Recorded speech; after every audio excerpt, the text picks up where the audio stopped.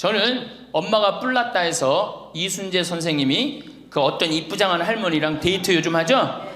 그런데 둘째 아들이라는 의사라는 아들놈이 나타나갖고 아버지의 그거를 아주 못을 받고 나갑니다. 그놈 이 세상에 나쁜 놈 중에 제일 나쁜 놈 중에 하나예요. 왜? 아버지는 감정이 필요 없다 이거야. 근데 나이를 먹을수록 감정이 더 애틋합니다. 나 강의 끝나고 나 끌어안는 할머니들 많아요. 막 끌어안고 젊은 30대 40대 아줌마들은 강의 듣고도 나 안 끌어안죠. 근데 60대 70대는 할머니 끌어안는단 말이에요. 누구 감정이 애틋한 거예요? 할머니 감정이 더 애틋한 거예요. 아니 나이를 먹어갖고 사랑하는 사람 만나갖고 기대고, 아까 어제 계속 제가 말씀드렸잖아요. 나이를 먹으면 유대관계가 아주 중요한 거예요. 남편이 없다, 친구가 없다, 너무너무 외로운 거야. 그런데 그 와중에 그 이쁘장한 할머니랑 데이트를 하는데 그거를 반대하는 자식은 그 자식이에요. 그래서 여러분들 우리가 인생을 즐길 줄 알아야 돼요. 신부님, 내가 이번에 기적을 체험했다는 거야. 그럼 무슨 기적을 체험했냐니까, 내가 여기 이 평창의 생태마을에 오기 전까지는 감사라는 걸 몰랐대요. 근데 가만히 생각해 보니까 이 좋은 남편의 좋은 가정에 얼마나, 지금까지 살아 50이 넘었으니까 지금 살아온 것이 얼마나 감사한지 몰랐대.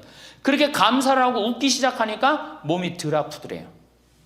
그래갖고 병원에 갔는데 첫날 항암을 했는데, 항암을 하면 그렇게 토했대. 너무 아파갖고. 근데 첫날 항암을 했는데 안 토하더래요. 아프지도 않더래요. 그래서 참 신기했대요. 그 의사 선생님들 보고 맨날 나 죽으면 어떻게 하냐고 울었는데 의사 선생님들 보고 빵긋빵긋 웃었대 본인이. 그러니까 그냥 의사 선생님들 이상하다고, 저 맨날 울던 저 자매가 저렇게 웃느냐고. 이틀째 항암을 했는데 그때도 안 토하더래. 안 아프더래. 6일 동안 항암을 했는데 안 토하고 안 아프더래요. 그래갖고 항암하고 난 다음에 하루를 병원에서 쉬어야 되는데 바로 평창에 온 거야. 여기가 좋다고. 왜? 사람이요 감사하고 기쁘다 보면요 아픈 것도 없어지는 거예요. 짜증 부리고 신경질 부리면 병이 나한테 들어오거든요. 근데 내가 막 웃고 기쁘면요 병이 나가게 돼 있어요. 그래갖고 이제 우리 자매가 여기 있다가, 내가 여기 여름에는 사람이 너무 많이 오니까 좀 가 있으라고. 근데 얼마 전에 그 형제가 전화했어. 신부님, 저 순천에 사는 누구입니다. 요즘 어떻게 됐느냐 그랬더니, 우리 마누라가요 얼마 전에 병원에 갔는데 암이 다 없어졌어요. 기적이지 기적. 감사하냐 감사하지 않느냐에 따라서 건강도 결정되는 거야. 노인이 사는 게 재미없는 이유를 아시나요? 그 이유는 바로 죽는 날만 기다리기 때문이라고 합니다. 나이 먹었다고 그저 하루하루 시간 가기만 기다리는 것만큼 처절하고 슬픈 삶이 어디 있을까요? 그래서 황창현 신부님께서는 말씀하십니다. 노인이 될수록 현관문을 박차고 무조건 밖으로 나가라고 말이죠. 나가서 원 없이 돌아다니다가 90 넘어서 더 이상 다닐 곳이 없을 정도로 지치고 지친 다음에 꼴까닥 가는 것이 최고의 인생이라고 하십니다. 요즘에는 개가 부모보다 귀한 대접을 받는 세상입니다. 영상 후반에 있는 쪼그려 앉아 흐느껴오는 70대 할머니 사연과 노후에 혼자서도 행복하게 지내는 법도 함께 들으시면 좋겠습니다. 황창현 신부님의 행복특강, 지금 바로 시작하겠습니다. 영상이 마음에 드신다면 구독, 좋아요, 알림 설정 부탁드립니다. 참예수님, 자 이제 노년에 대해서 첫 번째 시간에 우리가 의학이 발달해서 우리가 현대 기계 문명 덕분에 안 죽는다고 말씀을 드렸어요. 우리 할머니들은 100살 사시고 저 뒤에 계신 젊은 분들은 120살 산다고 말씀을 드렸어요. 그러니까 이제는 인생을 설계를 보통 60 내지 70까지 설계를 하시는데 이제 설계를 바꾸셔야 됩니다. 어떻게? 여기 계신 할머니들은 100살까지, 뒤에 계신 젊은 분들은 120살까지 살 거를 계획을 짜셔야 돼요.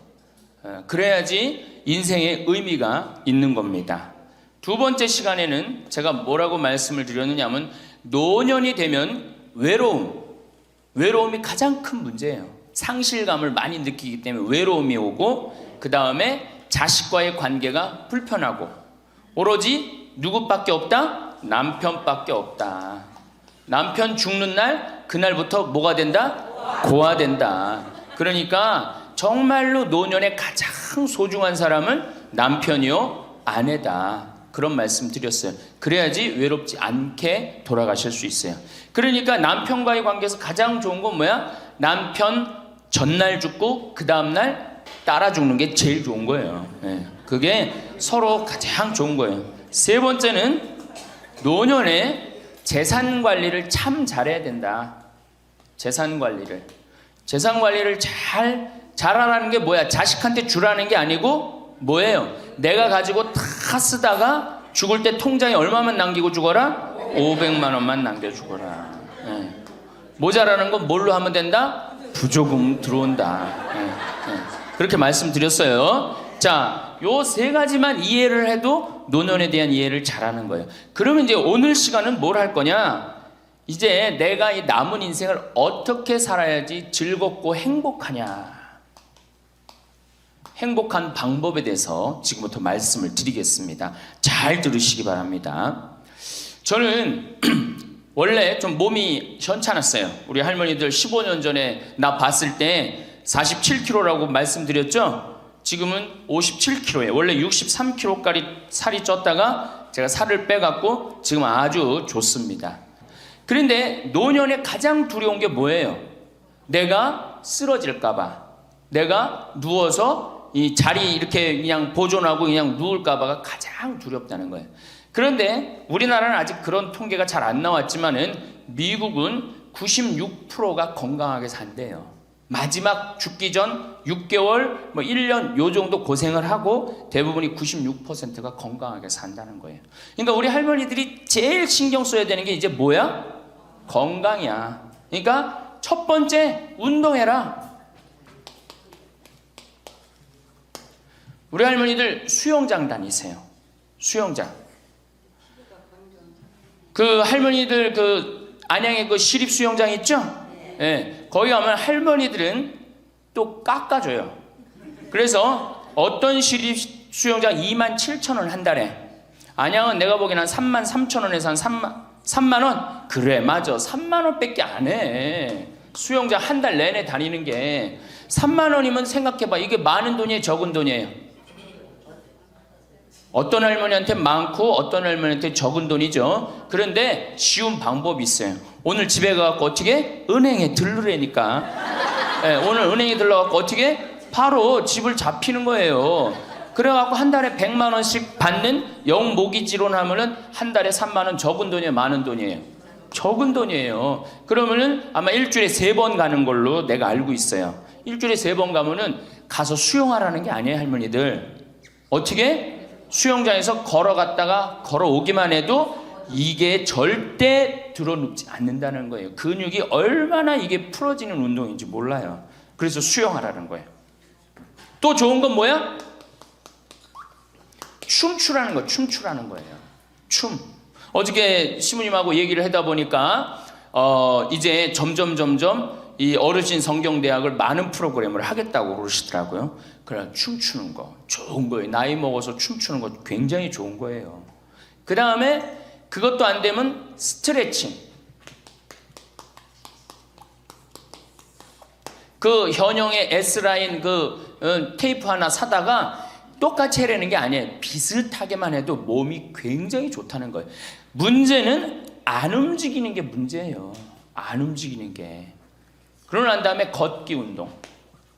묵주 하나 들고 거기 안양천 내려가고 어떻게? 잘 꾸며놨잖아요, 이제는. 안양천 왔다 갔다만 해도 그게 건강에 좋은 거예요. 괜히. 3단 받쳐요? 그래. 그러면은 한 3번 왔다 가고 9단 해갖고 마지막 집 가는 길 1단 해갖고 10단 받치면 딱 좋은 거지. 보통 5단 받치는데 한 25분 정도 걸리잖아요. 그러니까 이게 걷는 운동이 굉장히 중요해요. 제가 우리 할머니들을 위해 강의를 하기 위해서 읽은 책인데 여기에 아주 재미난 글이 나와요. 잘 들어보세요. 91살인, 자 여기 91살 손 들어보세요. 없죠? 90살 넘은 분들? 91살인 에드워드의 예를 들어보자. 에드워드는 86살 때까지 평생 동안 하루도 운동을 한 적이 없다는 거예요.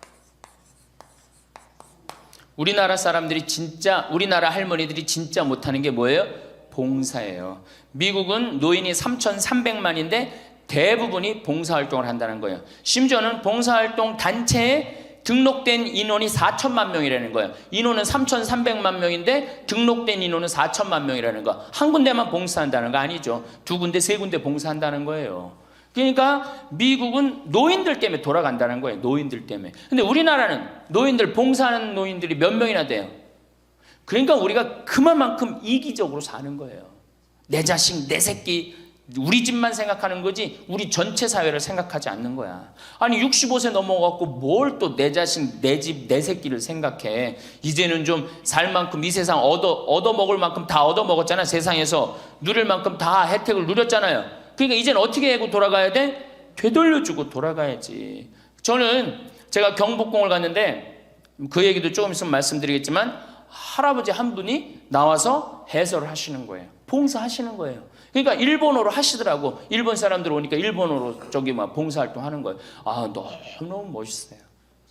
그러니까 우리 할머니들도 내가 봉사활동, 독일은 할머니들이 이 인형 눈 붙여갖고 3천만 달러를 모았어요. 3천만 달러면 300억이야. 눈 붙여갖고 어떻게? 우리는 눈 붙여갖고 돈 모으면 어떻게? 손자 용돈 주죠? 아프리카에 병원 짓는데 기부했어요. 그러니까 노년이 돼갖고 얼마나 의미 있게 살 수 있어. 봉사활동 할 수 있는 거. 그러니까 우리 할머니들 봉사활동 하십시오. 이 우리나라 그제도 말씀드렸지만 자식한테 매달려서 자식 걱정하는 게 70%가 넘어요. 그러니까 이제는 뭐 하셔요?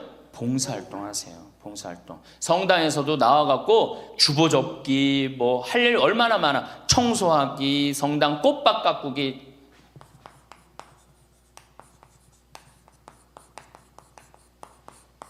그 다음에 화분 이렇게 꾸며갖고, 우리 여기 지금 한 분 들어와서 사시는 회장님이 계셔요. 나이가 한 75 되셨는데, 이 허브를 가꾸셔갖고, 지금 여기 어저께 우리 자매님들한테 제가 보여줬죠? 할아버지 한 분이 그 허브를 가꾼 거예요. 우리 생태마을을 얼마나 근사하게 만들어놨는지 몰라. 그러니까 우리 할머니들 분갈이도 배우고, 꽃도 키우는 것도 배워갖고, 허브 키우는 것도 배워갖고, 성당에 화분도 이렇게 이쁘게 해놓고, 시간 너무너무 많은데 뭐 할 거야, 그 많은 시간. 뒷방에 쪼그리고 앉아갖고 대동아 전쟁부터 인생 복귀하고 앉아있는 시간, 그 시간이 있느니 뭐 하는 게 나아? 봉사활동하는 게 나아요. 그래서 화분도 키우고 꽃도 키워갖고 성당 계단 올라가는 것도 놓고, 그게 얼마나 할 일이 많어. 원망하고 자식이 난 냉면 언제 큰아들이 사줄래나 둘째 아들이 사줄래나 막내딸이 사줄래나 그런 거 원망이나 하지 마시고. 세 번째, 일을 놓지 말아라.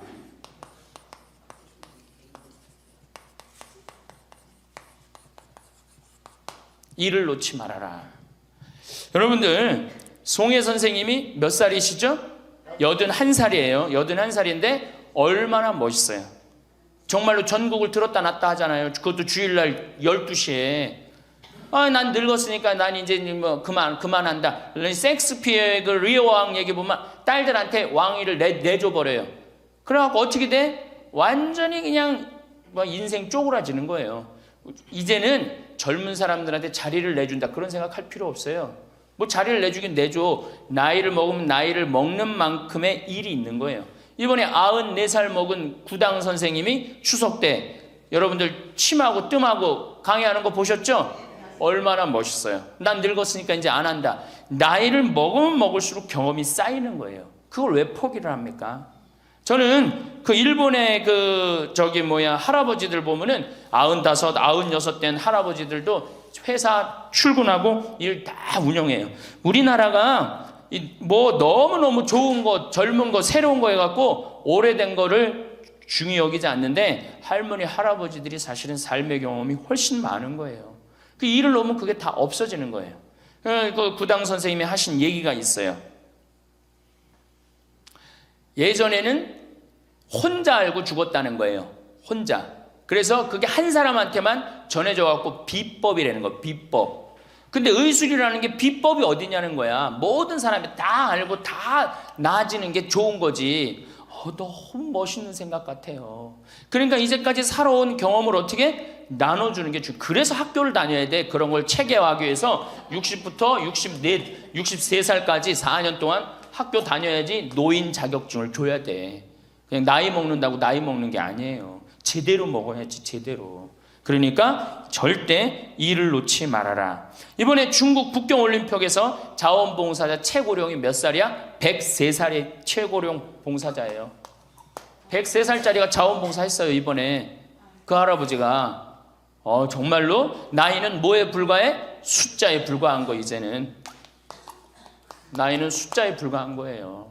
그러니까 우리 할머니도 어떻게? 일을 놓지 말아라. 신부님, 우리가 해는 일이 뭐가 있어요? 할 일 많아요. 호스피스도 있고, 주위에. 내가 그 평택에 있을 때 마리아 할머니가 있었는데 86이었어요. 그때 그 동방 재활원 있었어요. 그 장애, 중증 장애자. 거기 가고 밥 먹여주고 씻겨주고 그거를 매일 가서 하는 거예요. 너무 멋있더라고, 그 할머니. 지금 이제 어떻게 됐는지 몰라. 이제 나이가 96, 거의 100살 됐을 텐데, 아마 돌아가시지, 안 돌아가셨을지도 몰라. 그렇게 건강하게 사셨다면은 안 돌아가셨을 거예요. 그러니까 할 일은 곳곳에 있다. 할 일은. 그러니까 뭐를 놓지 말아라? 일을 놓지 말아라. 바쁘죠? 네 번째, 내가 제일 중요하게 여기는 거, 공부해라.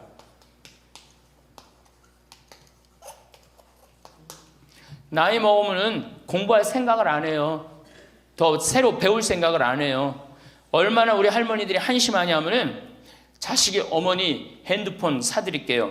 핸드폰을 사줬어. 그러면 기능을 배워야 될 거 아니야. 이게 복잡하고 골치 아프다고 기능 안 배우고 1번 큰아들, 2번 작은아들, 3번 막내딸 땡! 그렇죠?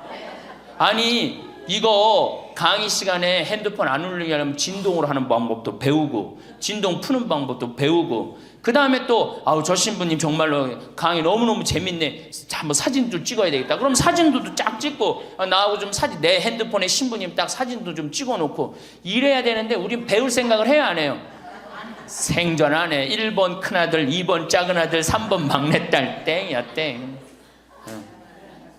메시지 보내는 법도 좀 배우고 그래갖고 그냥 자식들한테 맨날 전화하고 그러지 말고 자식이 뭐 하는지도 모르는데 맨날 전화하지 말고 메시지 보내갖고 얘야 오늘 날이 참 덥단다. 더운데 건강 조심해라. 엄마가 얼마나 멋있어요.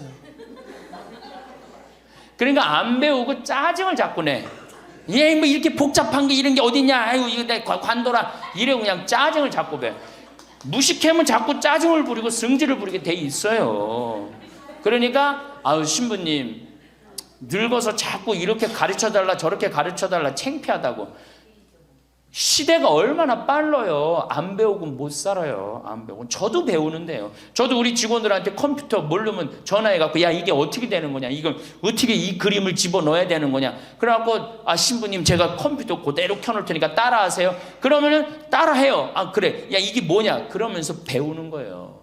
시대가 빨리 변하기 때문에 어떻게 배울 수밖에 없어요. 얼마나 빨리 변하느냐면은 지난 1000년은 지난 100년에 빠른 만큼 변해요.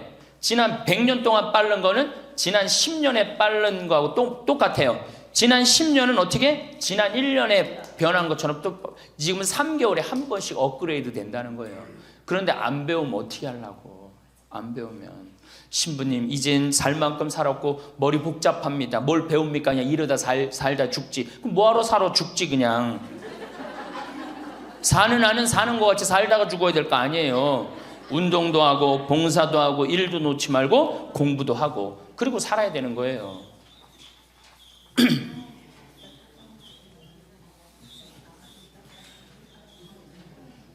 뭐든지요 배우면 즐거운 거예요. 그래서 제가 우리 할머니들한테 자수, 수지침, 요즘 또 여기 평화방송 보니까 귀침 그 교육도 있대. 이침이라고. 이침, 도자기. 여기 할머니들 오면 예전에 내가 도자기를 이렇게 만드는 프로그램을 했었어요. 애들보다 훨씬 잘 만들어요, 할머니들이. 깜짝 놀랐어요. 왜 애들보다 훨씬 잘 만드는가 했더니 평생 송편 빚고 손으로 한 게 얼마나 많아. 그러니까 도자기를 정말이에요. 할머니들이 훨씬 잘 빚어요. 정말로. 알 거야. 지금 아는 사람들은 내가 내 얘기 무슨 얘기 하는지 아는 사람들은 알 거예요. 그러면 지금 할머니들 도자기 잘 빚어갖고 그거 공부하면은요 앞으로 10년, 20년 동안 도자기 빚을 수 있어요. 그래갖고 도자기 잘 빚은 게 1년, 2년만 배우면은 웬만한 거 빚거든요. 그럼 어떤 음식점에서 아유 그 집 할머니 도자기 참 잘 빚는다 그러는데 우리 집에 그릇 한 100개만 주문한다고. 그럼 100개 해갖고 납품하고 배우면은요 일이 생기게 돼 있어요. 일이 생기게 돼 있어요. 신부님 우리 능력이 지금 가장 좋은 때예요. 아, 왜 10년, 20년 산 사람보다 60년, 70년 산 사람들이 경험이 축적돼 있어, 안 축적돼 있어?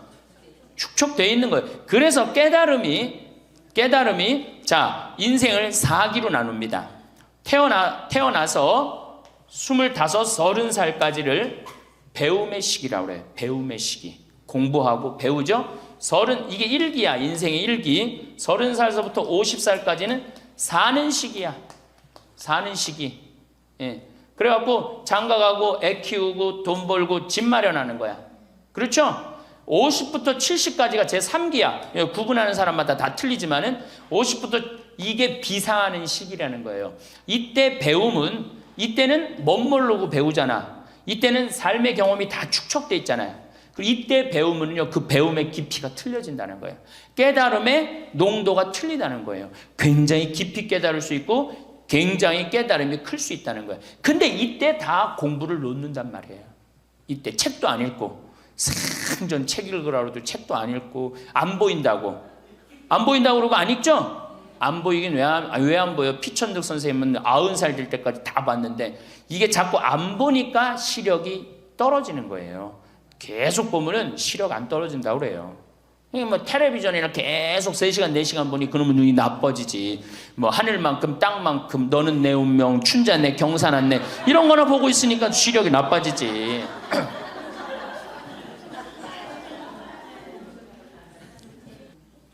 다섯 번째, 인생을 즐겨라.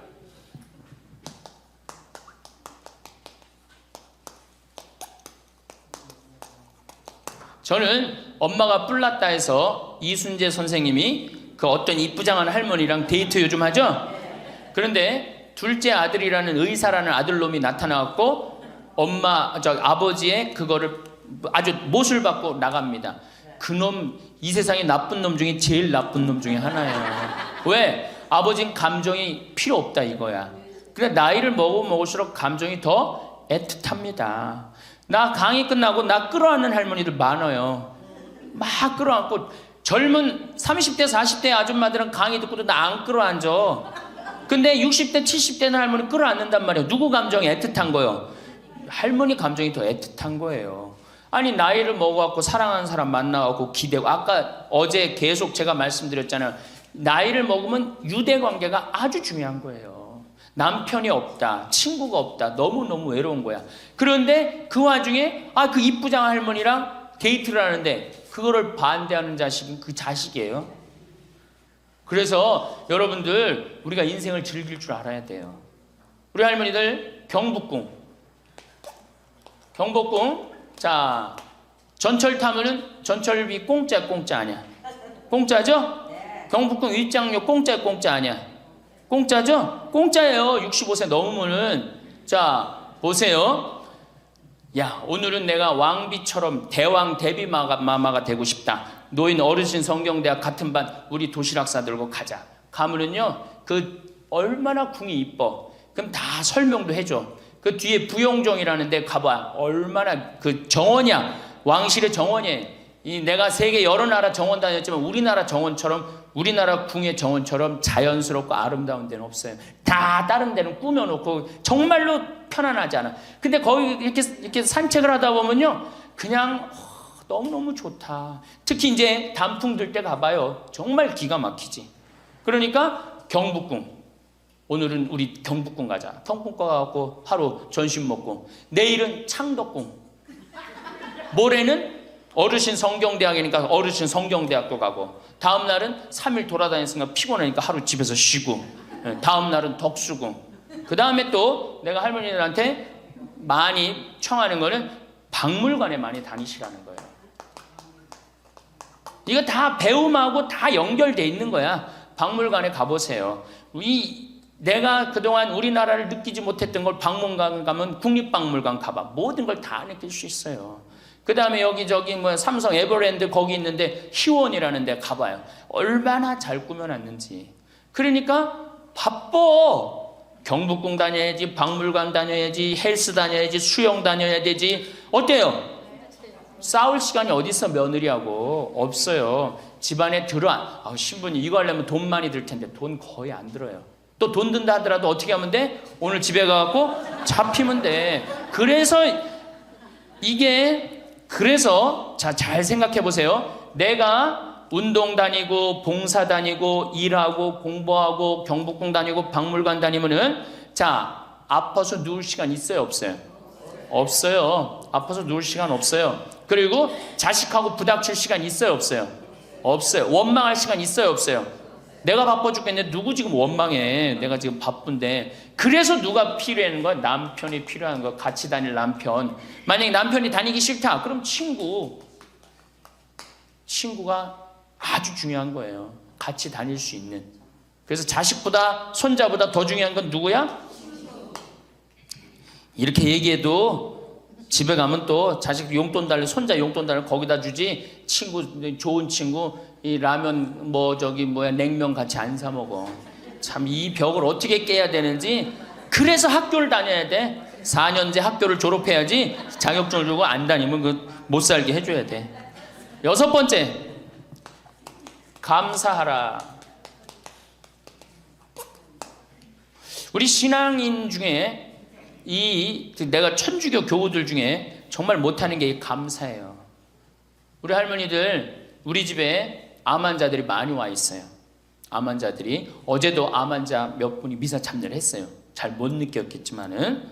그런데 저기 순천, 전주에서 오신 분들, 순천에서 아주 증세가 안 좋은 자매가 하나 왔어요. 아주 얼굴이 새카매, 간이 안 좋아갖고 얼굴이 새카매. 남편도 나한테 와갖고 신부님 소식을 들었는데 여기 오면 좋다고 그래서 왔다. 신부님만이 우리를 살려준다. 내가 무슨 재주가 있어서 살려줘? 나는 살려줄 능력 없어요. 그런데 왔는데 그 자매를 봤는데 우는 거예요. 너무 아프니까 계속 우는 거예요. 그런데 내 강의를 몇 번 들어보고 주위에 암 환자들 보니까 암 환자들이 깔깔깔깔 웃는 거야. 그러니까 나한테 그 얘기를 해요. 로엘라 자매님, 신부님 너무 이상하다고. 저 암에 걸렸는데 왜 웃느냐고. 저 자매들은 난 아파 죽겠는데 난 밥도 못 먹고 토하고 그러는데. 그래서 내 강의에 중요한 게 뭐야? 기뻐하라, 감사하라야. 자매님 지금 살아있는 것 자체만 해도 지금 은총이다. 죽으면 하나님한테 가는 것도 은총이고, 내가 울면서 하루를 지내느냐 웃으면서 하루를 지내느냐 굉장한 차이가 있다. 얼마나 자매님 이렇게 암이 걸렸어도 이렇게 경치 좋은 데서 와서 해주는 밥 먹고 사는 사람이 몇 명이나 되느냐. 그것도 남편 시중 극진하게 남편이 모시더라고요. 이렇게 남편 시중 극진하게 들고. 이게 지금 감사할 일이 지금 울 일이냐. 자매가 한 일주일 지나더니 신부님 밥을 먹을 만하다는 거예요. 밥을. 그리고 이제 한 2주일 있다가 항암 치료를 하러 갔어요. 그 병원에서 유명하대. 항암 치료하면 토하고 울고 토하고 우는 거. 그래서 의사 선생님들이 지나가면서 본대요. 일주일이 있는데 자매가 왔어요. 자매가 와갖고 나한테 이제 한 1시간 동안 얘기를 했어요. 신부님, 내가 이번에 기적을 체험했다는 거예요. 무슨 기적을 체험했냐니까, 내가 여기 이 평창의 생태마을에 오기 전까지는 감사라는 걸 몰랐대요. 근데 가만히 생각해 보니까 이 좋은 남편의 좋은 가정에 얼마나 지금까지 살아 50이 넘었으니까 지금 살아온 것이 얼마나 감사한지 몰랐대. 그렇게 감사를 하고 웃기 시작하니까 몸이 덜 아프더래요. 그래갖고 병원에 갔는데 첫날 항암을 했는데, 항암을 하면 그렇게 토했대. 너무 아파갖고. 근데 첫날 항암을 했는데 안 토하더래요. 아프지도 않더래요. 그래서 참 신기했대요. 그 의사 선생님들 보고 맨날 나 죽으면 어떻게 하냐고 울었는데 의사 선생님들 보고 빵긋빵긋 웃었대, 본인이. 그러니까 그냥 의사 선생님들 이상하다고, 저 맨날 울던 저 자매가 저렇게 웃느냐고. 이틀째 항암을 했는데 그때도 안 토하더래. 안 아프더래. 6일 동안 항암을 했는데 안 토하고 안 아프더래요. 그래갖고 항암하고 난 다음에 하루를 병원에서 쉬어야 되는데 바로 평창에 온 거야. 여기가 좋다고. 왜? 사람이요 감사하고 기쁘다 보면요 아픈 것도 없어지는 거예요. 짜증 부리고 신경질 부리면 병이 나한테 들어오거든요. 근데 내가 막 웃고 기쁘면요 병이 나가게 돼 있어요. 그래갖고 이제 우리 자매가 여기 있다가 내가 여기 여름에는 사람이 너무 많이 오니까 좀 가 있으라고. 근데 얼마 전에 그 형제가 전화했어. 신부님, 저 순천에 사는 누구입니다. 요즘 어떻게 됐느냐 그랬더니 우리 마누라가요 얼마 전에 병원에 갔는데 암이 다 없어졌어요. 기적이지 기적. 감사하냐 감사하지 않느냐에 따라서 건강도 결정되는 거야. 건강도.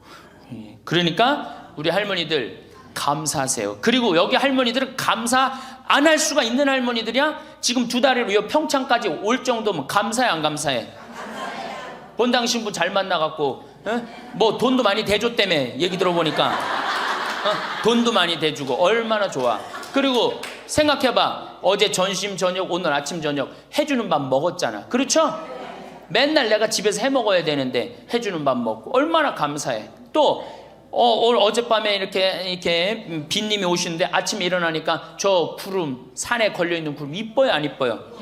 그러면은 벌써 하느님한테 감사 찬양 100번은 더 했어야 될까? 하느님 감사합니다. 내가 비산동 성당 다녀갖고 이 좋은 성당에서 여기 1박 2일로 보내주고 밥 3끼 이제 먹었잖아. 밥 3끼 공짜로 먹여주시고 감사합니다. 감사합니다. 입만 열면 뭐 해야 돼? 감사합니다 해야죠? 그러면은 건강한 거예요. 건강한 거예요. 그러고 살아야 돼. 그리고 집에서도 자식들 앞에서 입만 열면 뭐 해야 돼? 감사하다. 니네들 건강하고 나도 건강하고 감사하다. 그냥 냉면 안 얻어먹은 거 이런 것만 원망하지 말고. 냉면 먹고 싶으면 어떻게 하라고? 내 돈 가지고 내가 가서 사 먹으면 돼. 내 돈 주고 내가 가서 사 먹으면 되지. 그걸 기다려요. 신부님 냉면 사 먹을 돈이 어디 있어요? 집 하나 잡히면 되는 거예요. 7번째, 웃어라. 자, 우리 할머니들 어제 오늘 많이 웃었어요 안 웃었어요? 이게 웃는 게 이 할머니들한테 문제인데 웃으면 자꾸 수명이 연장된다는데 어떻게? 어린아이는요 하루에 300번 어저께 할머니들이 깔깔 웃은 것처럼 웃는데요.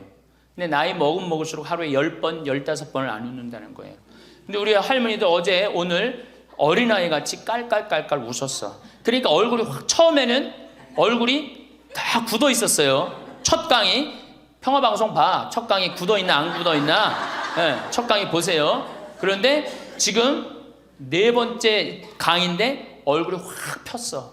웃으니까 얼마나 좋아. 이 분위기가 확 꽃이 피잖아. 웃으면서 살아야 돼요.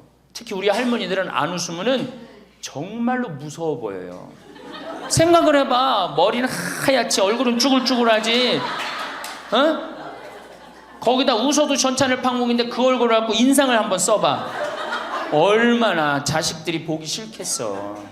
그러니까 자식들 보면 어떻게? 빵긋빵긋 웃어요. 빵긋빵긋. 그리고 가능한 한 집 근처에 안 들어가는 게 좋아. 수영장 다니고 헬스장 다니고 경복궁 다니고 박물관 다니고 그 다음에 지금 각 구청에서 전부 다 교육 프로그램이 굉장히 많아요. 붓글씨도 배우고 가봐. 하여튼 프로그램이 굉장히 많아요. 제가 서울이나 뭐 이런 데 강의 가요. 일반 구청 뭐 또 이 여성교육센터 가보면 강좌가 40개가 넘어요. 그럼 그거 등록하고 가서 듣는 거야. 그거 얼마나 좋아. 가면 또 밥 주는 데도 많고.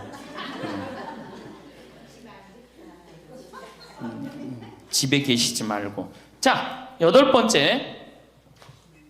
자기 자신에게 친절해라.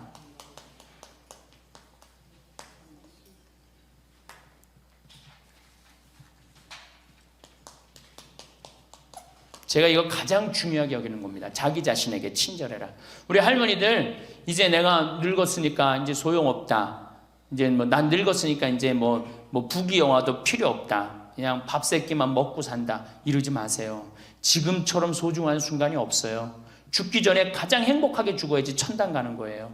자, 아들이 어머니 제가 갈비 사드리니까 갈비 먹으러 갑시다. 그러면은 할머니들이 얘야 경제도 어려운데 갈비는 무슨 갈비냐, 그냥 집에서 김치찌개나 먹자. 이 할머니 바보 멍텅구리 할머니예요. 아들이 갈비 사준다면 어떻게 해야 돼? 방에 들어가고 바로 빨간 거 입술에 바르고 가방 들고 따라 나가야 돼요. 그리고 체하 갖고 집에 들어와서 약을 먹는 한이 있더라도 아들한테 뭐라고 그래야 돼? 내가 아들 잘 만나갖고 호강한다. 고맙다. 고맙다. 어디 갔어? 고맙다. 응? 감사하다. 정말로 내가 너 때문에 호강한다. 나같이 이렇게 호강하는 노인네가 우리 동네는 없다. 이렇게 얘기하면은 다음에 아들이 어떻게 해? 또 사드리고 싶어요. 그런데 만약에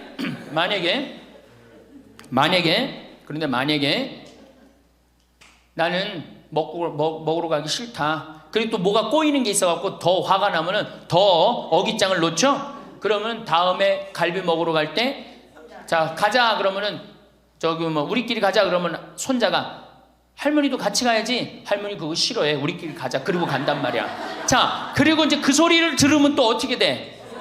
또 열받잖아. 스스로 무덤을 파지 마세요.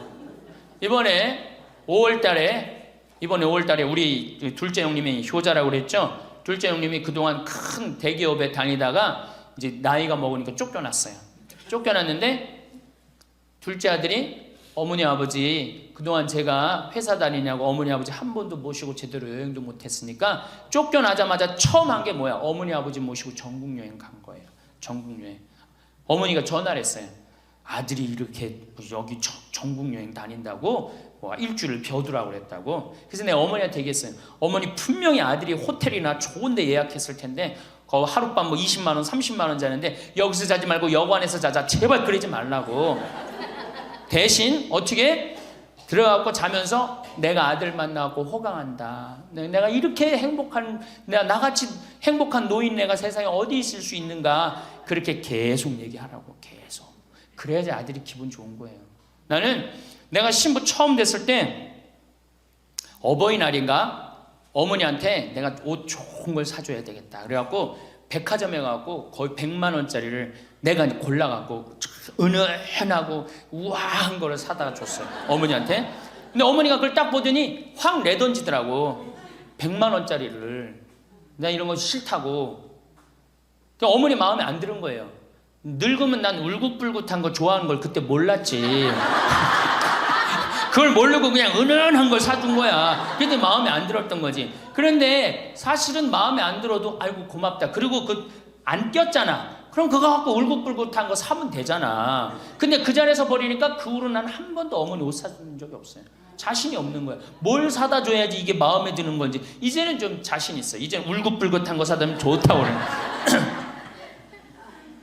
자기 자신한테 친절해야지. 누구도 친절해? 자식도 귀하게 여기는 거예요. 재미난 얘기가 있잖아요. 어떤 엄마가 자기 아들을 막 때려. 야 이놈 자식 너 맨날 말도 안 듣고. 그럼 동네 아줌마도 에이 이놈아 너 왜 엄마 말 안 들어? 때리는 거예요. 내 자식 내가 때리면 누구도 때려. 남도 때리게 돼 있어요. 근데 내 자식 금에 오기야 키우면 다른 사람 못 때립니다. 똑같은 거예요.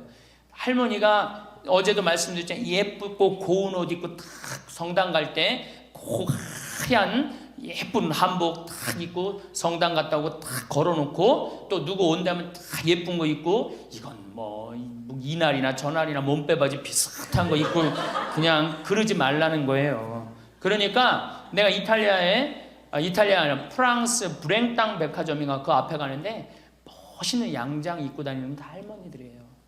근사하게.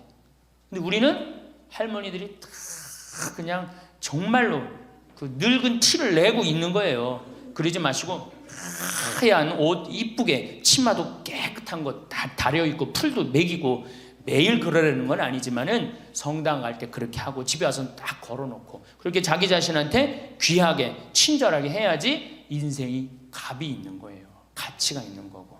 아셨죠? 네. 아 내가 또 하나 빼먹은 거 있다. 운동할 때 목욕탕 다녀라. 나이 먹어갖고 건강에 아주 좋은 건 목욕이에요. 목욕. 그래서 어제 샤워해라. 어저께 구리성당에 베드로 대학에 매일 샤워해라 그랬죠. 목욕탕 다니세요. 피부도 고와지고 근육도 굉장히 많이 부드러워지니까. 그러니까 어쨌든 자기 자신한테 친절하면 돼. 신부님 너무 이기적이지 않느냐. 봉사활동 있잖아. 봉사하고 자기 자신한테 사랑하고 이렇게 살아갈 때 인생이 찬란한 거예요. 9번째, 신앙생활을 해라. 자, 이제 삶을 정리하는 시기야. 그렇죠? 삶을 정리하는 시기야. 삶을 정리하는 시기니까 이제 하느님을 믿고 하느님을 의지하고 살아가는 거 중요한 거예요. 그리고 사실은 우리 할머니들 지금 70, 80, 40면서 다 누구 은총이야? 하느님 은총이에요. 지금 우리 숨 쉬는 거, 공기 마시는 거, 여기 공기 달죠? 이 다른 공기 마시는 거 누구 은총 덕분이야? 하느님 덕분이에요. 그러니까 하느님 덕분이니까 어떻게? 하느님께 이제 남은 인생 감사하면서 사는 거예요. 그러니까 이 신앙생활, 하느님이 이제 묵주기도도 열심히 하시고 미사참여도 열심히 하시고, 그리고 어제도 말씀드렸지만 돌아가실 때 제발 자식한테 재산 남겨놓고 돌아가지 마세요. 어떻게 하세요? 하느님의 영광을 위해서 가난하고 헐벗고 불쌍한 이들을 위해서 봉헌하고 가세요. 그렇게 봉헌하고 가셔야지. 그 김남호 박사님이라고 우리 천주교 교우인데 한 7, 8, 거의 10년 전에 돌아가셨는데 300억, 의사 선생님인데 300억 봉헌하고 가셨잖아요. 저는 그 선생님이 살아생전에도 대단하셨지만은 돌아가시면서도 너무 훌륭하게 돌아가신 거예요. 자식한테 재산 하나 더 물려준다고 그래봤자 그거 갖고 싸우기나 하고 감사하지도 않아. 10번째, 10번째, 세계 평화를 위해 기도해라. 너무 대단한 얘기를 해죠. 세계 평화를 위해 기도해라. 우리 할머니들 어제도 미사여물 들어오는 거 보니까 어떻게? 손자를 위하여, 자식을 위하여. 제발 그러지 마시고 이제는 전쟁이라고 하면 하느님, 성모님이 그러잖아요. 전쟁 없애기 위해서 기도해라. 세계 가난한 이들을 위해서 기도해라. 그러잖아요. 그러니까 우리 할머니들 이제는 항상 누구를 위해서 기도해? 세계 평화, 세계의 구원을 위해서. 이젠 70쯤 됐으면 세게 놀아야 될 거 아니야. 크게 놀아야 될 거 아니야. 세계의 평화를 위해서, 세계의 구원을 위해서. 우리 성모님이 늘 세계 구원을 위해서 기도하라고 그러잖아요. 그리고 우리 신부들 위해서 기도하고. 그러니까 기도를 적어놔. 1번 이거 저기 방송에 누구 이름 하면 안 된다고 그러네. 본당 신부 위해서. 2번 세계 구원을 위해서. 3번 사제들을 위해서. 4번 기억하고 싶은 사람들 많잖아. 부모님을 위해서. 5번 자식들을 위해서. 6번 대통령 똑똑해지라고 기도하고. 이렇게 기도해놓고 아침부터 일어나고 딱 기도 지향을 두고 기도를 해두면요 얼마나 자신이 소중한 사람이고 중요한 일을 한다는 걸 안다는 거예요. 우리 할머니들, 자 다시 한번, 이거 다 기억 못하겠지만 뭐해라? 운동해라. 뭐해라? 봉사해라. 뭐해라? 일을 놓지 말아라. 뭐해라? 공부해라. 그 다음 인생을 즐겨라. 아주 중요한 거예요. 그 다음에 감사해라. 웃어라. 자기 자신에게 친절해라. 신앙생활을 해라. 세계 구원을 위해 기도해라. 자, 총정리합니다. 자, 21세기는 누구의 시대다? 노인의 시대다. 노인의 시대다. 의술이 발달해갖고 이제는 보통 100년을 산다. 100년을 사니까 우리 할머니도 앞으로도 30년, 20년 남아있다. 30년, 20년 남아있는데 외롭고 쓸쓸하게 살면 안 된다. 그래서 누가 필요하다? 친구가 필요하다. 자, 이제 30년 남아있는 오래 사는 나를 돌볼 사람은 아무도 없다. 돌볼 사람은 오로지 누구밖에 없다? 나밖에 없다. 그러니까 냉면이 먹고 싶으면 나 지금 냉면 먹고 싶은 거 누구만 한다? 나만 한다. 그러니까 누구한테 누가 사줘야 된다? 나한테 내가 사줘야 된다. 냉면 먹고 싶으면 어떻게? 내 돈 가지고 내가 가서 사 먹으면 되는 거예요. 그래갖고 돈 있는 대로 다 쓰다가 죽을 땐 통장에 얼마만 남겨놓고 죽어라? 500만 원만 남겨놓고 죽어라. 그리고 돈을 쓰면 돌아다니게 돼 있고 움직이게 돼 있어요. 그렇죠? 그리고 죽을 땐 어떻게 죽어라? 꼴까닥 죽어라. 이것만 외우면은 할머니들 외롭지 않게 사실 거예요. 그러니까 어르신 성경대학 끝까지 다니시고 늘 즐겁게 사시고 그리고 자식이 없다 이렇게 생각을 하셔야지 며느리가 스트레스 안 받는 거예요. 며느리 이거 챙겨나고 저거 챙겨나고 뭐 섭섭하고 뭐 기억하고 이거 있으면 며느리 못 살아요. 우리 어머니 바빠갖고 며느리가 있는지도 없는지도 모르고 살아. 그럼 며느리가 얼마나 엄마가 좋겠어, 시어머니가. 안 그래요? 그냥 며느리 아들만 그냥 평생 쳐다보고 살고 있어. 그냥 눈 그냥 아들 지나가면 아들 이렇게 그냥 며느리 지나가나 보다 이러고 그러면 얼마나 불편하겠어요. 우리 어머니가 그래요. 우리 어머니 구경하기가 힘들어요. 바빠서. 나보다 훨씬 바빠요. 나보다. 세상에 나보다 바쁘니 얼마나 바쁜 거야. 아버님도 아침에 딱 나가고 동네 노인정 다니시고 지금 이제 소백산 송이 따러 가시고 그렇게 살아야지 스트레스를 안 받는 거예요. 그래서 여러분들 교황님이 뭐라 그러셔 돌아가시면서 나는 행복했습니다. 여러분들도 행복하십시오. 자, 끝으로 은총. 저는 내가 비산동에 있을 때도 그래서 내가 이렇게 미사를 봉헌하다 보면 어떤 자매가 앉아있으면 기분이 너무 좋아. 미사 봉헌할 때. 그 자매 은총 가득한 자매예요. 또 내가 이렇게 집 질 때 능평성당에서 집 질 때 어떤 형제가 나타나면은 집 짓는 일이 빨리빨리 진행이 돼요. 그 형제 무슨 형제야? 은총 가득한 형제. 남에게 기쁨을 주는 사람이 은총 가득한 사람이에요. 그러니까 우리 할머니들은 은총 가득하고 행복한 삶을 사시기를 바라겠습니다. 감사합니다. 대부분의 부모는 내 자식을 잘 키우고 싶어 희생과 헌신을 해가며 키웁니다. 우리 어릴 때를 생각해보면 먹고 사는 것은 조금 힘들었어도 스스로 잘 자랐던 것 같은데 부모 노릇이 정말 힘든 것 같습니다. 오늘은 자식들에 대해 고민이 있으신 분들이 들으시면 좋을 내용이 담겨 있습니다. 최근에 아는 지인에게서 연락이 왔습니다.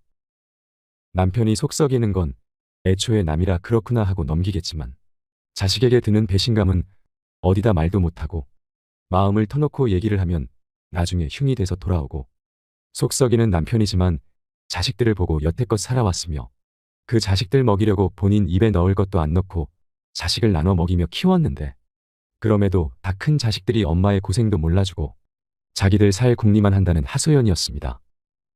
다들 말을 안 해서 그렇지 과연 자식에게 서운함을 느끼는 부모가 한둘일까요? 지인들끼리 만나면 남편 흉은 2시간이 넘도록 보면서 자식에 대해서는 자랑이 줄을 잇습니다. 자식은 부모의 또 다른 자신이기 때문에 자식의 영광은 자신의 영광이고 자식의 흉은 곧 자신의 흉이 되니 드러내지 않을 뿐입니다. 오늘은 설사 자식에게 업신여김을 받아도 부모는 자식을 미워하지 못한다라고 말한 소포클레스의 명언과 함께 부모를 업신여기는 자식과 노후의 부모의 슬기로운 대처법은 어떤 것인가에 대해 얘기해 보겠습니다. 어느 할머니의 글을 읽어드리겠습니다. 이 글은 현대의 우리들의 자화상인지도 모르겠습니다.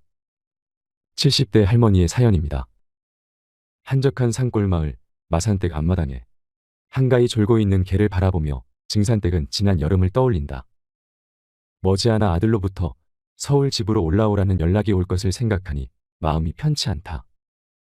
동네 사람들은 남의 속도 모르고 내가 아들 집에 다녀오면 큰 호강이라도 받다가 내려온 줄로 알고 있다.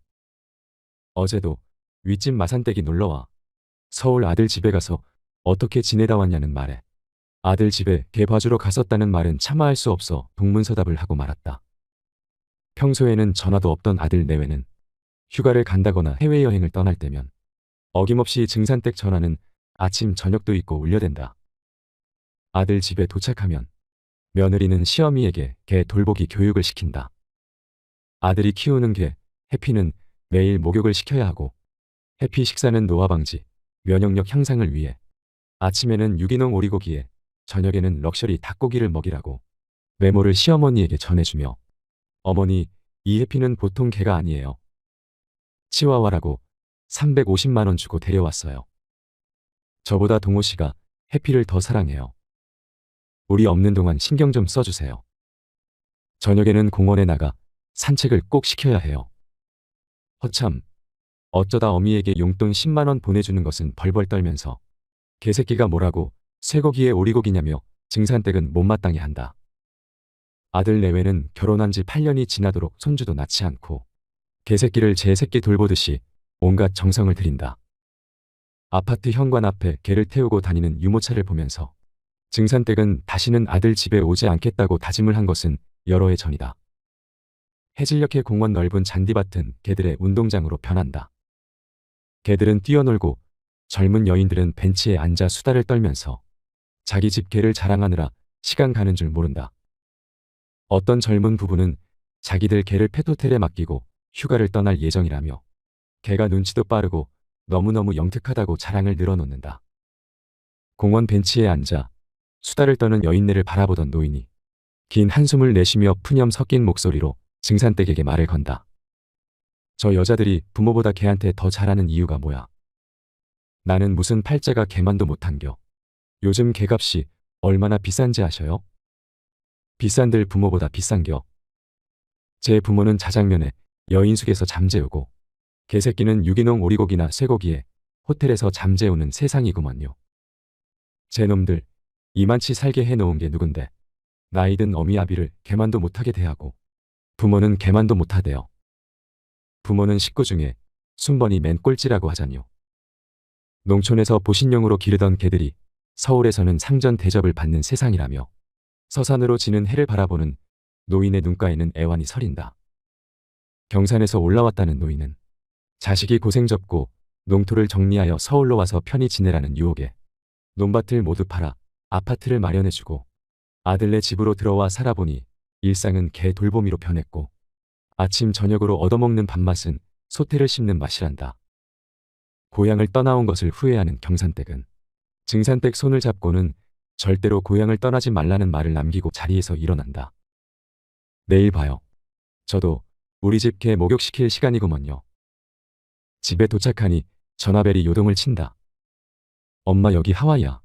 엄마 해피 산책하고 목욕시켰어? 밥도 잘 먹고 잘 놀아.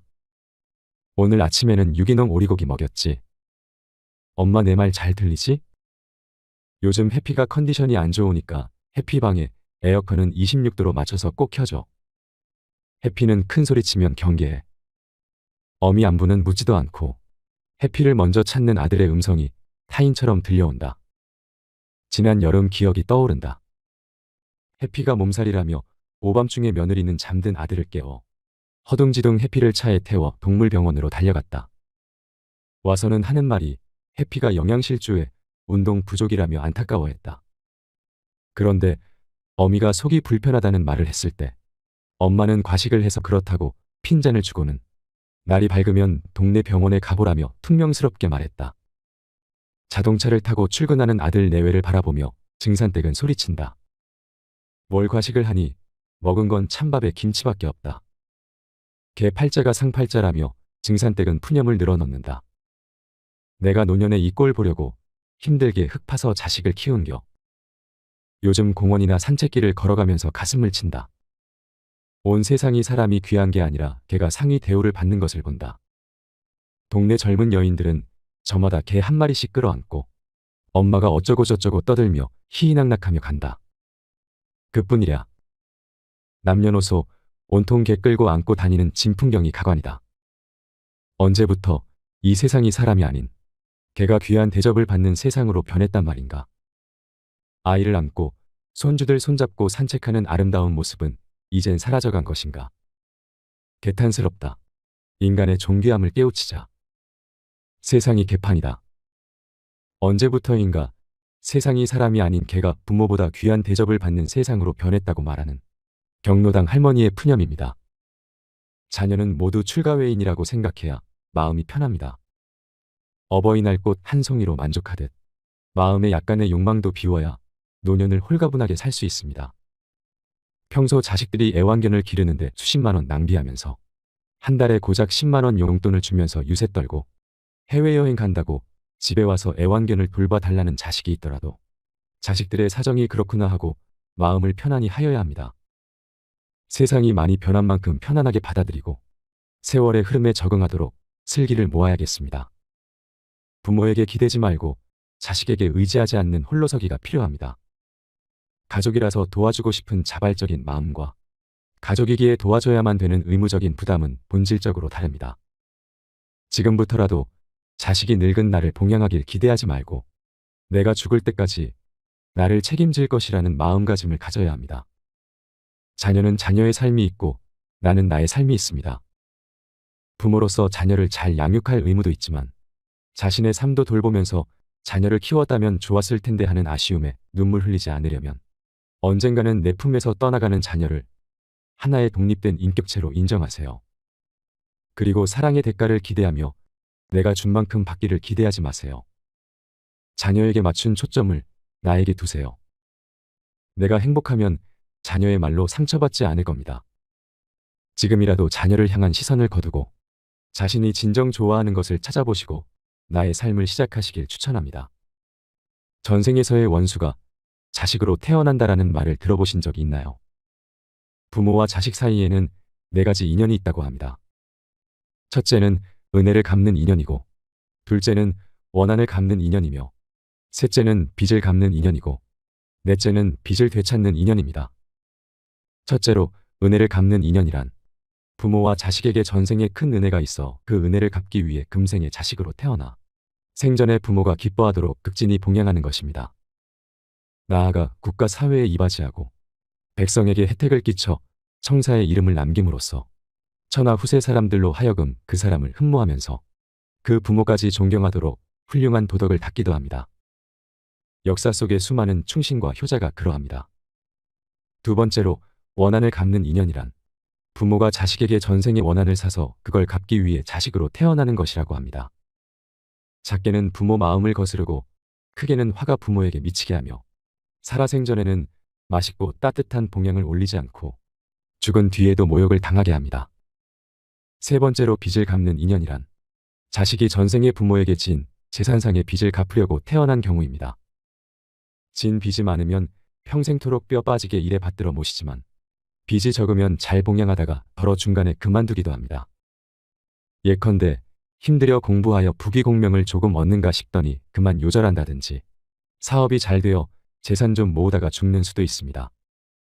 네 번째로 빚을 되찾는 인연이란 부모가 자식에게 전생의 재산상의 빚을 진 까닭에 그 빚을 받으려고 태어난 경우입니다.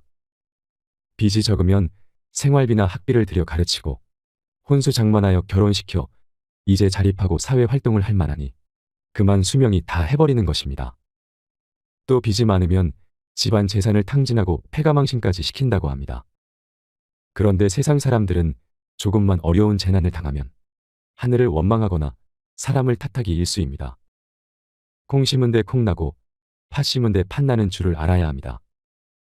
가라지를 심고 밀을 거두고자 하거나 피를 씨 뿌리고 벼를 거둘 생각은 말아야 합니다.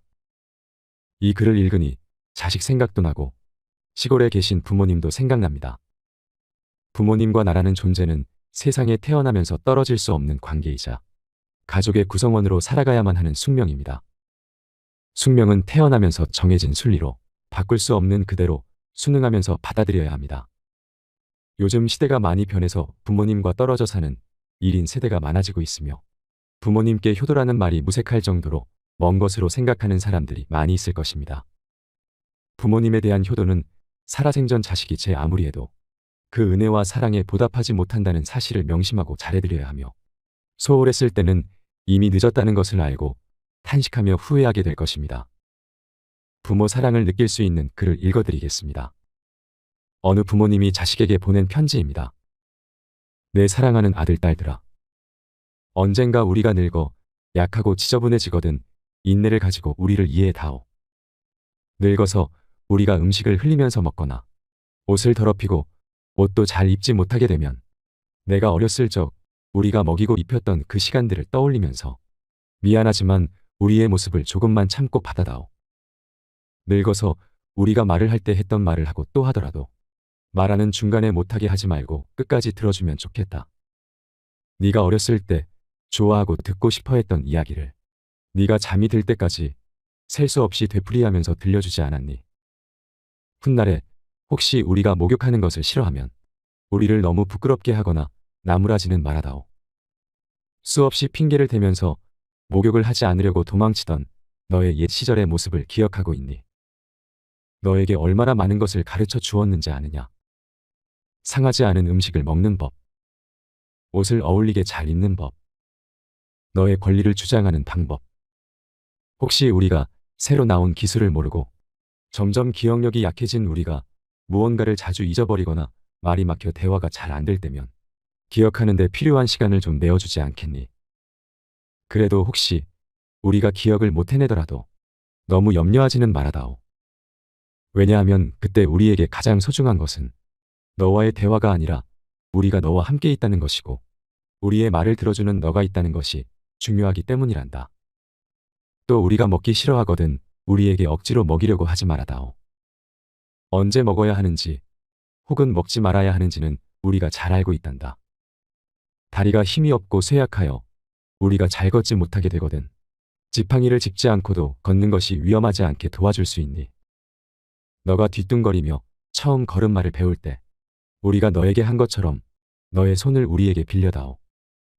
그리고 언젠가 나중에 우리가 더 이상 살고 싶지 않다고 말하면 우리에게 화내지 말아다오. 너도 언젠가 우리를 이해하게 될 테니 말이다. 노인이 된 우리의 나이는 그냥 단순히 살아온 것을 이야기하는 것이 아니라 우리가 어떻게 생존해 있는가를 말하고 있음을 이해해다오. 비록 우리가 너를 키우면서 많은 실수를 했어도 우리는 부모로서 줄 수 있는 가장 좋은 것들과 부모로서 보여줄 수 있는 가장 좋은 삶을 너에게 보여주려고 최선을 다했다는 것을 언젠가는 너도 깨닫게 될 것이다. 사랑한다. 내 사랑하는 아들, 딸들아. 네가 어디에 있든 무엇을 하든지 너를 사랑하고 너의 모든 것을 사랑한단다. 이 글을 처음 읽었을 때는 너무 어릴 때라 아, 그렇구나 하고 그냥 넘어갔습니다. 하지만 지금 다시 이 글을 읽고 보니 부모님이 무슨 마음에 이런 글을 썼을까가 다 느껴지고 이해가 되네요. 저도 아이가 웬만큼 커가고 부모님이 연세가 많아지시니 새로운 감정이 듭니다. 자식이 부모 속만 안 썩여도 얼마나 행복할까. 또한 자식들 앞길이 술술 풀리기만 하면 얼마나 행복할까. 모든 부모님들의 애타는 소망일 것입니다. 우리 모두가 부모님의 무한한 자식 사랑을 잊지 말고 가족의 소중함을 깨달으며 평소 고마움으로 부모님 은혜에 감사한 마음을 행동으로 표현해보면 어떨까 생각해봅니다. 마지막으로 좋은 글을 하나 소개해드리겠습니다. 이 글을 들으면서 여러분들이 살아온 인생을 한번 돌아보시길 바랍니다. 이젠 나 스스로를 사랑해야 한다. 우리는 이 세상에 올 때 혼자였다. 갈 때도 동반자가 있을 리가 없다. 사람으로 사는 것은 필경 외로운 일일 것이다. 고독을 즐기다가 새로운 인생을 만난 사람도 있고 오랜 동행에 종지부를 찍은 사람도 있다. 내 삶의 가치는 결코 타인에 의해 타인이 만들어 놓은 상황에 의해 매겨지는 것이 아니다. 내가 나를 어떻게 바라보느냐, 내가 내 삶을 어떻게 살아가느냐에 따라 달라질 것이다. 우리는 다른 이들과 함께 있을 때 맡겨진 대역을 충실하게 연기한다. 늘 정해진 각본대로 따라하는 훈련이 자신의 진정한 모습을 잃어버리게 만든다. 우리는 그동안 자기 자신을 평가하고 투자하는 데 철저히 인색했다. 혼자인 사람은 가장 자유로운 사람이다. 그러나 사람들은 자신의 배역에 익숙해져 있는 터라 이런 자유를 마주하게 되면 오히려 충격에 빠진다. 그래서 상당수의 사람들이 혼자라는 사실을 참을 수 없어 한다. 혼자는 곧 외로우며 공허하다라고 단정짓고 착각 속에 빠진다. 하지만 사람은 모두 자신의 길을 당당히 걸어가야 한다. 이젠 자식도 배우자도 일상의 삶에서 잠시 내려놓고 그들만큼이나 사랑한 열정을 오래 잊고 지냈던 나 자신과의 사랑을 위해 사용해 보기로 하자. 이젠 나 스스로를 사랑해야 한다. 내가 나를 사랑해 주지 않으면 누가 날 나만큼 사랑해 줄까? 최근에 혼자만의 시간을 누려본 기억이 있는가? 혼자서 여행을 가본 적이 있는가? 스스로 고독한 여행자가 되어보자. 한밤중 덜컹거리며 달리는 기차에 앉아 창밖으로 스쳐 지나가는 불빛을 바라보자. 고독은 생각을 풍성하게 키우고 그 차원을 높여준다. 많은 생각이 부담스러운가? 생각이 많은 것은 좋은 일이다. 그것을 조용히 음미할 때 우리의 영혼은 성장한다.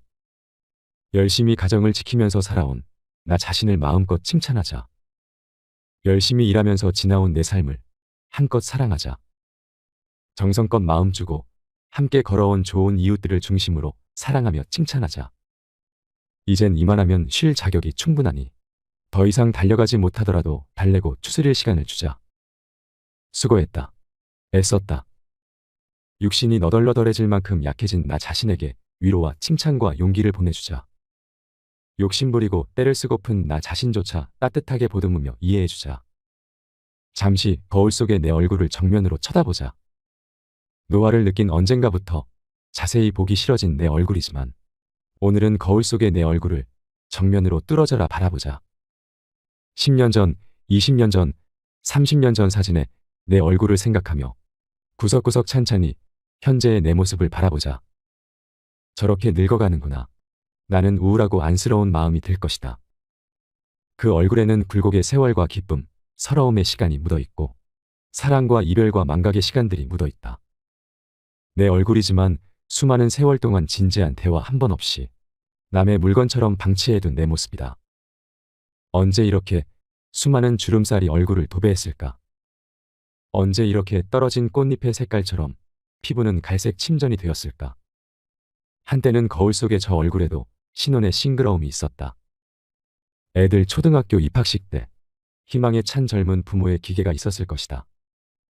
경제적 궁핍함의 힘든 세월 속에서도 꿋꿋이 웃음을 잃지 않던 얼굴이었고 애들의 교육 문제로 일희일비하던 극성스런 부모의 얼굴이었다.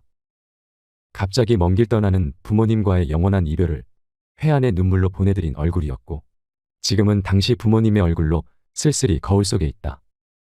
낯설게 변해버린 굳은 무표정의 얼굴에게 이젠 진정으로 좋은 표정을 선물해주자. 지난 세월 근심과 걱정 속에서 찌들어간 내 얼굴에게 앞으로는 웃음과 희망을 전해주고 더 이상 주름살은 남겨주지 않도록 노력하자.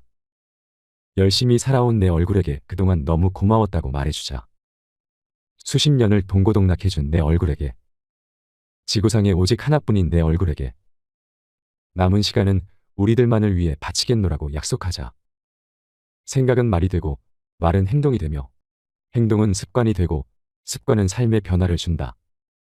어떤 생각을 하느냐에 따라 인생이 달라진다. 내가 나를 사랑하지 않으면 남들 또한 나를 사랑해 주지 않을 것이다. 첫 번째, 내가 제일 좋아했던 취미 생활을 시작하자. 두 번째, 내가 진짜 가보고 싶은 여행지로 훌쩍 떠나자. 세 번째, 신발은 지금까지 신었던 가격보다 좀 비싼 걸로 투자하자. 네 번째, 마음을 터놓을 수 있는 친구에게 당장 전화해보자. 다섯 번째, 아직 용서해주지 않았던 사람이 있다면 가슴을 열고 용서해주자. 그러면 내가 편해진다. 여섯 번째, 거리가 멀더라도 맛집으로 이름난 식당을 찾아 나 자신에게 음식 선물을 해주자. 일곱 번째, 매일 아침 눈을 뜨는 순간 나는 사랑받기 위해 태어난 사람이고 지금 이 순간이 가장 행복한 사람이라고 외치자. 이 글을 읽은 모든 사람이 과거에 어떻게 살았던 지금 당장부터 행복했으면 한다. 거울 속의 낯선 나를 이젠 진정 사랑하는 대상으로 친하게 지내며 먼 훗날 영원한 안식 여행을 떠날 때 너와 나, 우리는 행복한 삶을 살았다고 말할 수 있었으면 얼마나 좋을까. 여러분, 오늘부터는 내가 먼저 내 얼굴을 사랑해라고 말하고 바로 행동을 했으면 합니다. 나를 업신여기지 말고 위대하고 또 위대한 소중하고 귀한 사람이 당신임을 잊지 말고 살았으면 합니다. 우리는 지구상 하나뿐인 내 얼굴을 사랑해야 합니다. 왜냐하면 한평생 희노애락을 같이 경험하며 살아온 얼굴이니까요. 늙기 전에 인생을 즐기세요. 아주 오래 살 것처럼 행동하면 어리석은 것입니다. 걷지도 못할 때까지 기다리다가 인생을 후회하지 말고 몸이 허락하는 한 가보고 싶은 곳을 여행하세요. 혹시 병들더라도 겁먹거나 걱정하지 마세요. 태어나서 늙고 병들고 죽는 것은 누구에게나 오는 것이기 때문입니다. 몸은 의사에게 맡기고 목숨은 하늘에 맡기고 마음은 스스로 책임져야 합니다. 자식들이나 손자에 관한 일은 눈으로 보고 귀로 듣기만 하고 입은 꼭 다무세요. 자신이 자신을 최고로 여기고 자신을 대접하며 살고 생로병사에 순응하며 살아가세요. 머물 듯 하는 것이 세월입니다. 이상으로 책틀맨이었습니다. 오늘도 함께 해주셔서 감사드립니다.